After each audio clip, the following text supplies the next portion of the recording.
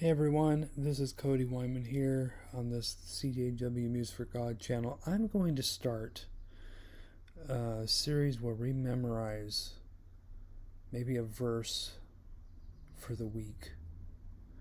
And I've chosen Psalm 1:1. Blessed is the one who does not walk in step with the wicked, or stand in the way of sinners, or take or sit with the company of mockers. Another translation: Blessed is the man who walks not in the counsel of the ungodly, nor stands in the path of sinners, nor sits in the seat of the scornful. Okay, so then we're going to explore some cross references, some context as well. Context, this psalm takes from Job. The Lord blesses Job in verse 17 of one of the chapters. And so Job died, and old and full of years. Blessed is the man who does not walk in the counsel of the wicked, or set foot in the path of sinners, or sit in the seat of mockers. But his delight is the law of the Lord, and on his law meditates day and night. He meditates day and night. And then we have some cross references. Jeremiah 17 verses 5 through 8. This is what the Lord says: Cursed is the man that trusts in mankind, who makes mere flesh his strength, and turns his heart from the Lord. He will be like a shrub in the desert. He will not see when prosperity comes. He will dwell in the parched places of the desert, in a salt land where no one lives. But blessed is the man who trusts in the Lord, whose confidence is in him. Also, Proverbs 4:14 Proverbs 4:14 and 15. Do not set foot on the path of the wicked, or walk in the way of evildoers. Avoid it. Do not travel on it. Turn from it, pass on by. Proverbs 13:20. He who walks with the wise will become wise, but the companion of fools will be destroyed. Another cross-reference, Proverbs 1:10 through 15. My son, if sinners entice you, do not yield to them.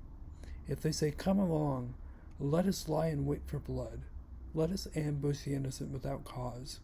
Let us swallow them alive like Sheol, and whole like those descending into the pit. Another one, 1 Corinthians 15:33. Do not be deceived. Bad company corrupts good morals. I can do a whole probably video on that one. Proverbs 24:1-2. Do not envy wicked men, or desire their company, for their hearts devise violence, and their lips declare trouble. It's another note for another video. Another cross-reference, Ephesians 5:11. Have no fellowship with fruitless deeds of darkness, but rather expose them. 2 Corinthians 6:14-17. Do not be unequally yoked with unbelievers, for what partnership can the righteousness have with wickedness? Or what fellowship does light have with darkness? What harmony is there between Christ and Belial? Or what does the believer have in common with the unbeliever? What agreement can exist between the living God, the temple of God, and idols? For we are the temple of the living God. As God said, I dwell with them and walk among them, and I will be their God, and they will be my people. So that's a very important one.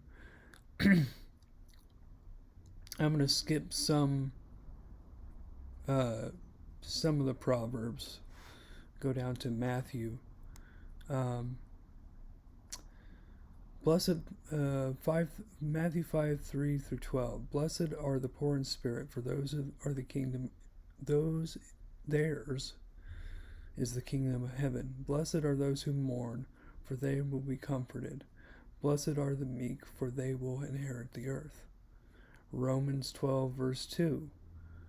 Do not be conformed to the pattern of this world, but be ye transformed by the renewing of your mind, that you will be able to test or discern and approve what is the good, pleasing, and perfect will of God.